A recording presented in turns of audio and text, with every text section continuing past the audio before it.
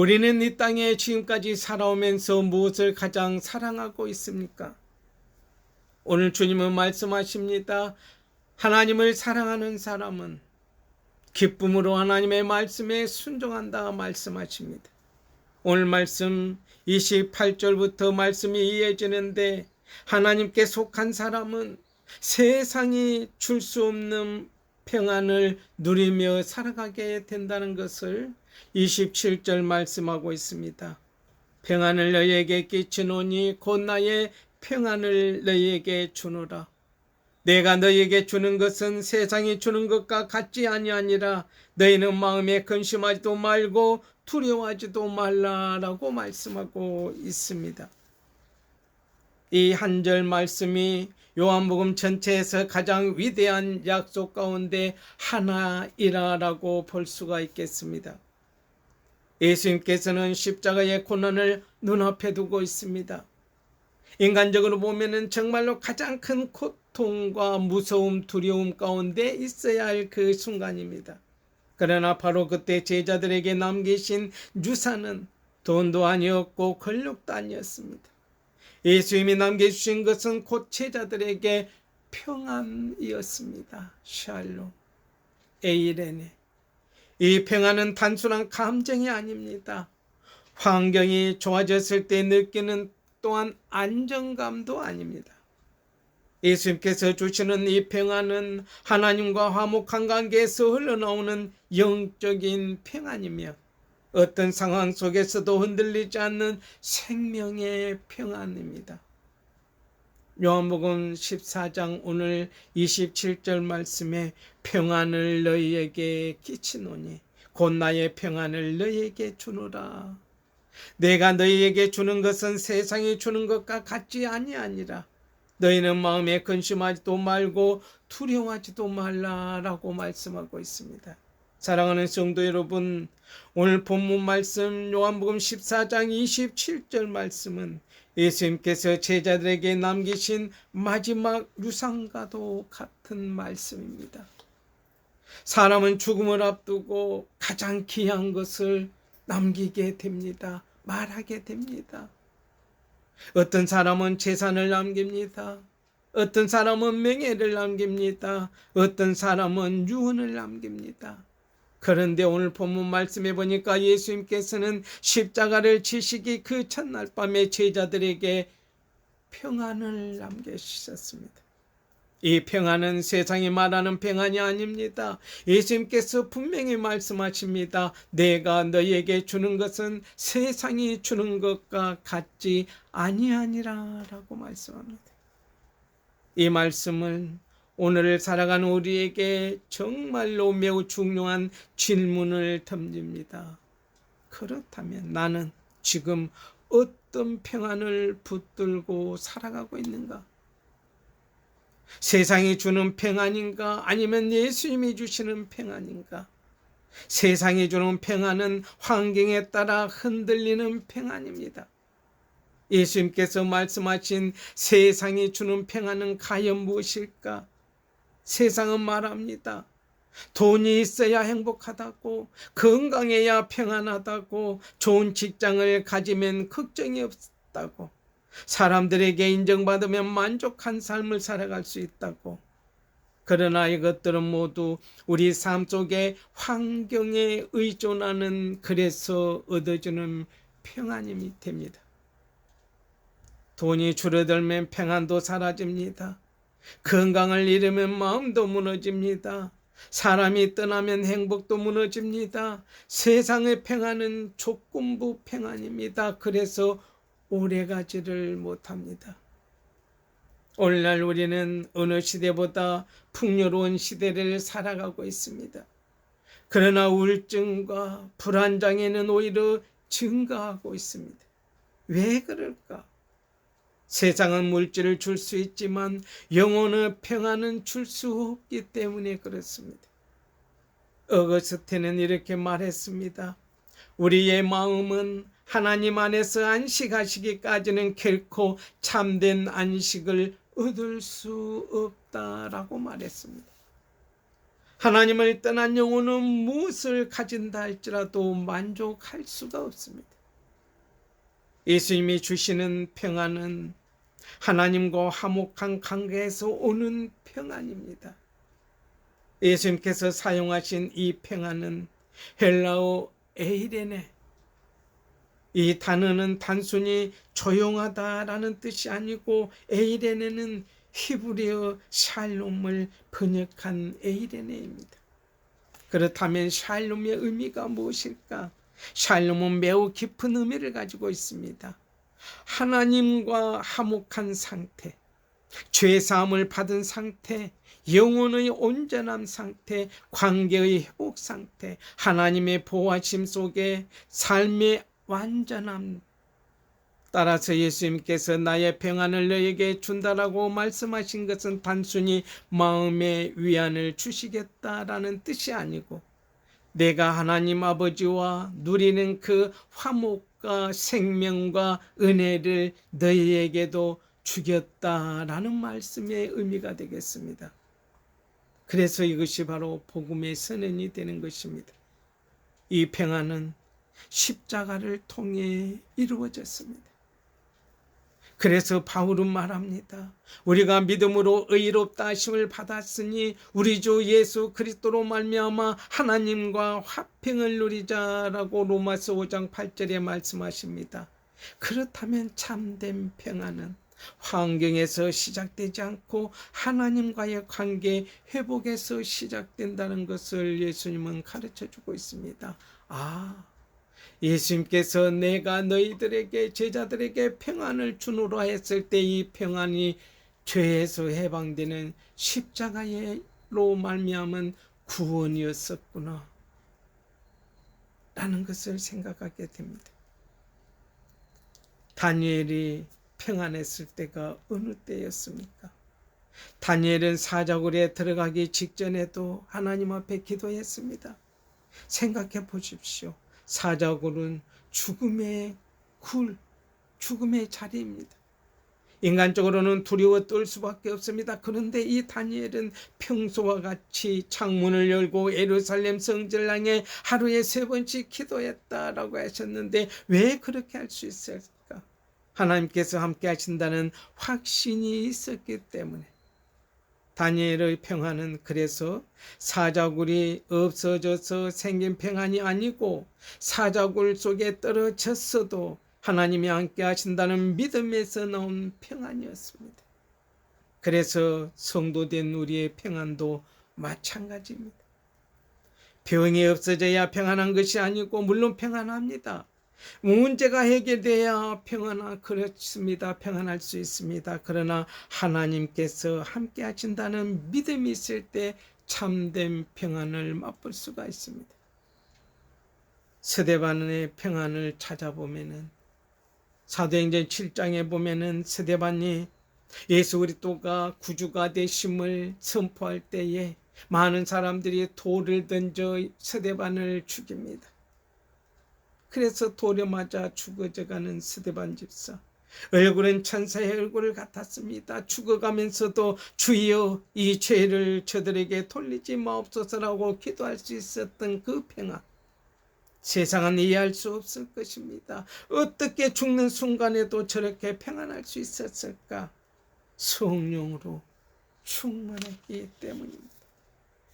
스데반 집사가 하늘이 열리고 예수님께서 하나님 우편에 서 계신 모습을 보았었던 것입니다. 세상은 돌을 보았지만 스데반 집사는 하나님을 보았습니다. 무엇을 바라보느냐에 따라서 진정한 참된 평안을 결정받고 얻을 수 있다는 것입니다. 사도 바울은 어떻습니까?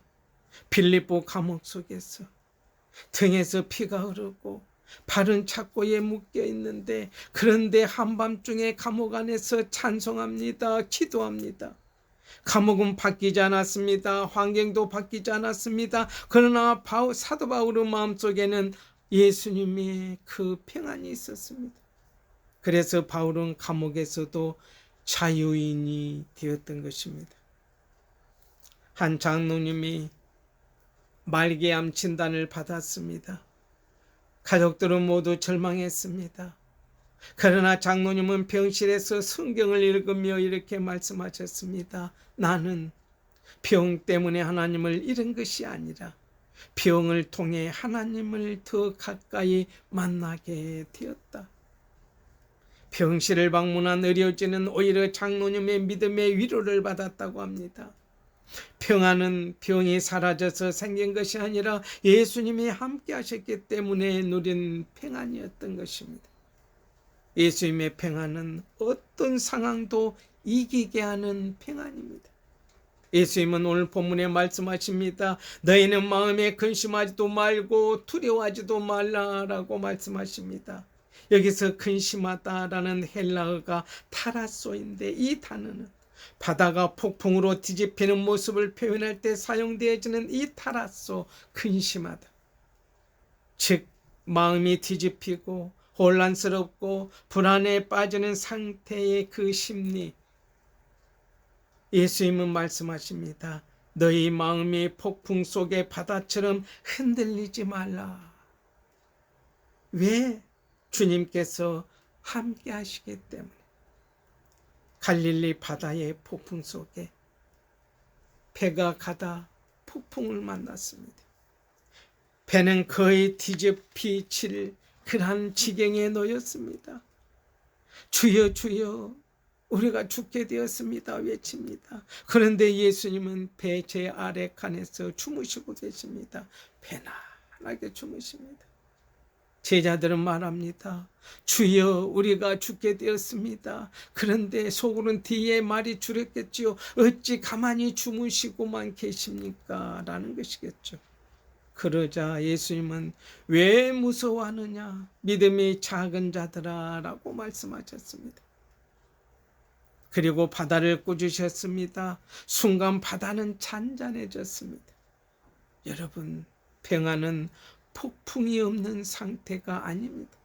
폭풍 가운데 예수님이 함께 계시는 그 상태가 평안을 가져다 줍니다. 사랑하는 성도 여러분, 지금 우리의 마음에는 어떤 폭풍이 있습니까? 경제적인 문제입니까? 자녀의 문제입니까? 질병의 문제입니까? 외로움의 문제입니까? 아니면 내일에 대한 불안감의 문제입니까? 예수님은 오늘 또 말씀하십니다. 내 평안을 너희에게 주노라. 이 평안은 세상에 줄 수 없습니다.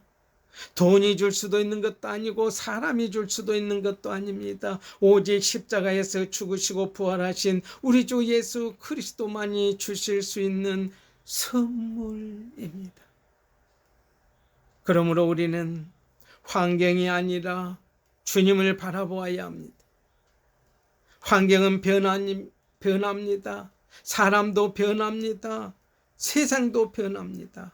그러나 예수님의 평안은 영원토록 변하지 않으십니다. 오늘 말씀 앞에서 우리 자신을 돌아봅시다. 나는 무엇을 의지하며 평안을 얻으려고 하는가? 문제가 생기면 먼저 사람을 찾는가? 아니면 하나님께 먼저 기도로 무릎을 꿇는가? 내 마음의 평안은 환경에 따라 흔들리고 있는가? 아니면 그리스도 예수 안에 굳게 서 있는가? 나는 매일 성령의 도우심을 구하며 주님의 평안을 누리며 살아가고 있는가? 참된 평안은 문제의 부재가 아니라 예수님의 임재하심입니다. 주님이 함께 하시면 눈물 속에서도 소망을 발견할 수 있고 고난 속에서도 감사할 수 있으며 죽음 앞에서도 영원한 생명을 바라볼 수 있게 된다는 것을 오늘 말씀을 통해 예수님은 제자들에게 그리고 오늘 우리에게 말씀하고 있습니다. 세상이 아닌 하나님께 속한 성도들의 삶은 예수님께서 십자가를 지시기 이 첫날 밤에 사랑하는 제자들에게 남기신 마지막 말씀을 함께 살펴 우리는 보았습니다. 이 말씀은 단순한 고별 인사가 아니라 모든 시대의 성도들에게 주시는 영원한 약속입니다. 오늘 본문 말씀에 놀라운 진리, 하나님께 속한 사람은 성령의 인도하심을 따라 살아갑니다. 예수님은 제자들을 고아와 같이 내버려 두지 않으신다 말씀하셨고, 보혜사 성령을 보내셔서 말씀을 깨닫게 하시고 말씀을 생각나게 하시고 진리 가운데로 인도하신다 약속하셨습니다. 그러므로 성도의 신앙생활은 자신의 힘으로 능으로 살아가는 것이 아니고 성령님의 도우심으로 의지하는 삶으로 살아가는 것입니다. 하나님께 속한 사람은 세상에 줄 수 없는 평안을 누립니다. 세상이 주는 평안은 환경이 좋아질 때만 유지되어집니다. 그러나 예수님이 주시는 이 평안은 하나님과 화목하게 된 자에게 주어지는 영원한 평안입니다. 이 평안은 질병 가운데서도 눈물 가운데서도 환난 가운데서도 사라지지 않습니다. 다니엘이 사자굴에서도 평안했었고, 스데반 집사가 돌에 맞아 죽어가면서도 평안했으며, 바울이 감옥에서도 찬송하고 기도할 수 있었던 이 평안, 그 이유가 바로 예수님의 평안이 그들 안에 있었기 때문입니다.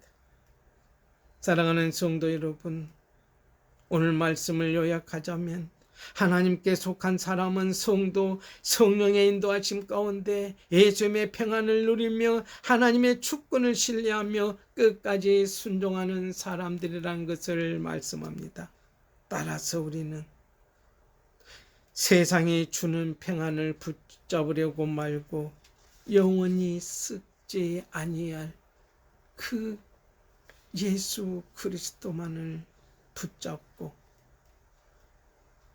돈도 명예도 건강도 형편도 사람들의 인정도 우리에게 만족한 삶을 살아갈 수 없게 한다는 주님보다 더 세상을 의지했었던 모습을 떨쳐버리고 오직 주님 주시는 성령의 평안함 속에서 주님만 바라보고 주님과 동행하면서 내 평안을 너희에게 주노라 하신 예수님의 그 말씀 평안을 내 것으로 받아들여 그 평안 속에서 하나님의 나라 영광 위에 주님 오실 그날까지 복음 증가하며 예수 그리스도의 증인된 삶을 살아가는 우리 모두 다 될 수 있기를 주의 이름으로 축원합니다. 기도하겠습니다. 하나님 아버지의 은혜와 사랑에 진심으로 감사하고 감사를 드립니다. 요한복음 14장의 말씀을 통하여서 우리를 향한 주님의 크신 사랑과 약속을 깨닫게 해주시니 감사합니다.